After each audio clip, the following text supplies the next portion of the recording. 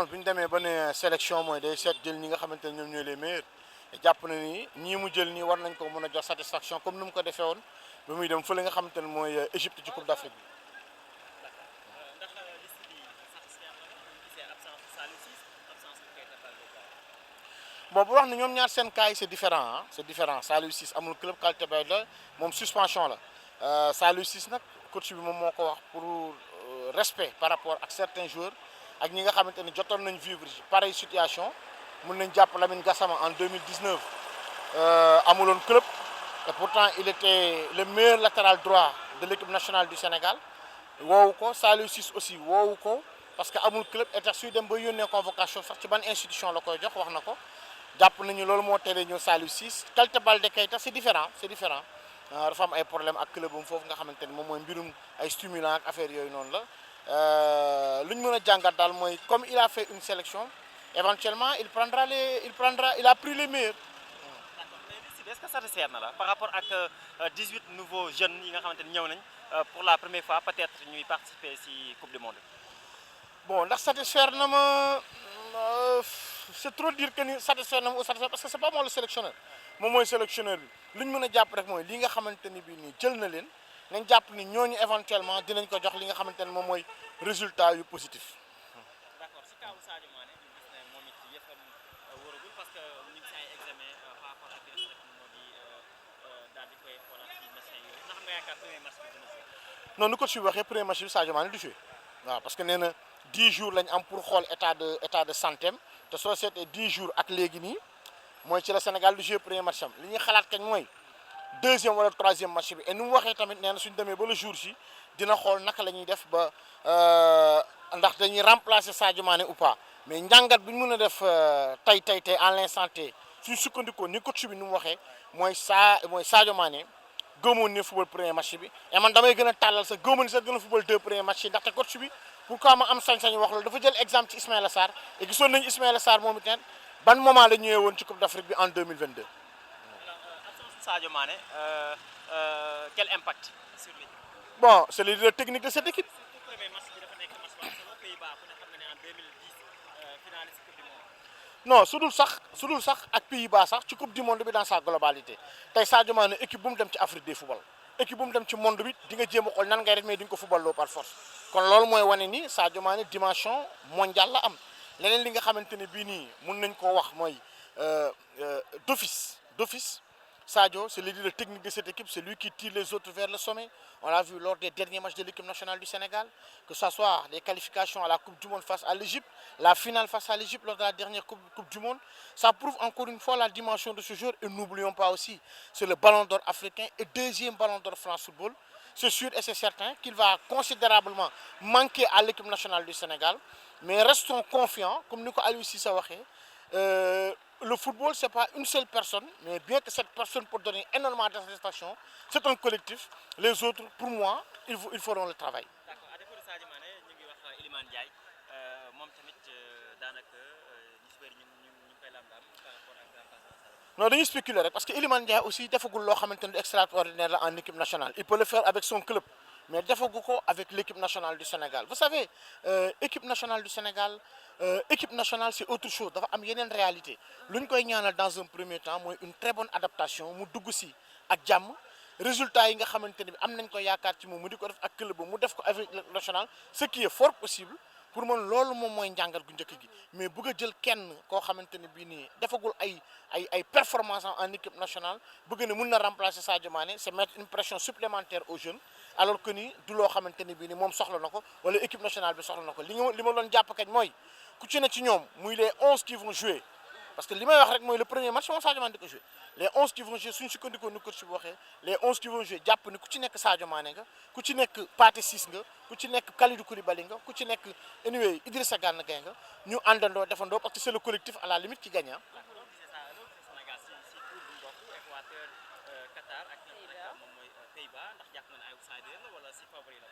Bon, vous savez, nous sommes la première équipe africaine. Donc, d'office en Afrique, on dit que le Sénégal est favori. D'ailleurs, même sur les 7, que ce soit ni di pronostic, ni di wax sen xalaat ak affaire, ils disent que le Sénégal mën nañ ko bolé ci des équipes éventuellement qui pourront créer la surprise en Afrique mom ak Maroc sur les 7. Et nous sommes la 18e équipe aussi mondiale classement FIFA. Favori, outsider, pour moi, ce sont des termes que nous employer.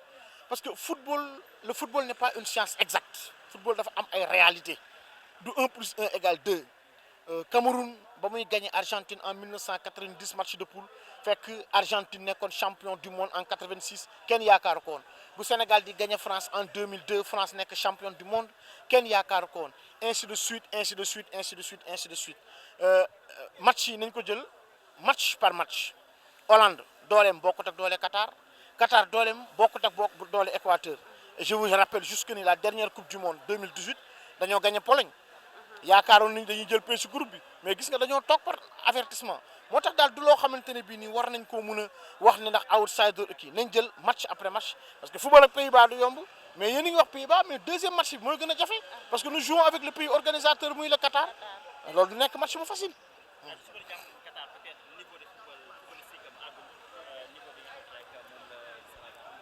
2002 bu Corée du Sud di organiser Coupe du Monde am yaakaaroon nañu ne Corée dina génn poulam ba def surprise boobu. Le football n'est pas une science exacte. Il ne faudrait pas en fait donner rapidement son avis alors qu'une équipe joue guñ ko. Nañu xaar la compétition ak yu muy am tay mën nga am joueur bo xamantene moy ce joueur phare ñu dem ba ci digg compétition mu gañu données yépp changer ainsi de suite ainsi de suite ainsi de suite. Soyons patients et prenons match après match et nak euphorie bi nañ ko waccé. Euphorie bi nañ ko waccé té xamni toutes les équipes se valent maintenant. Oui, je crois que le coach a clairement expliqué ses choix. Il a clairement dressé des objectifs. Donc, moi, j'ai confiance au coach. Et je rappelle que jusqu'à présent, il a toujours atteint les objectifs qui lui ont été assignés. Et je pense que pour cette Coupe du Monde, on ne dérogera pas à la règle. Alors, Sadio Mané ne participera pas pour le premier match contre les Pays-Bas. Les Pays-Bas qui est une très grande équipe, a souligné le coach. Est-ce que vous avez quelque chose par rapport à l'absence de Sadio Mané pour le premier match? Alors déjà, je pense que la situation elle est encore floue. On ne sait pas si Sadio pourra ou non participer au premier match. Je pense que l'équipe médicale est en train de s'affairer pour voir dans quelle mesure on peut rattraper le joueur avant le premier match. Si ce n'est pas le cas, je pense que comme l'a souligné le coach, on a un effectif de qualité, on a des joueurs qui seront capables de le remplacer jusqu'à ce qu'il puisse de nouveau être présent sur le terrain. D'accord, l'absence de Saliou, quel impact pour l'équipe? Saliou est un très bon joueur, un grand joueur. Après, je pense que le coach a fait ses choix en son âme et conscience. Après, je pense que le plus important, c'est le groupe. Et je pense qu'il y a de la cohérence dans ce groupe. Donc à partir de là, je pense qu'en tant que Sénégalais, en tant que supporter, en tant que technicien aussi, on se doit de soutenir ce groupe, de l'encourager et de l'accompagner jusqu'au bout de l'aventure.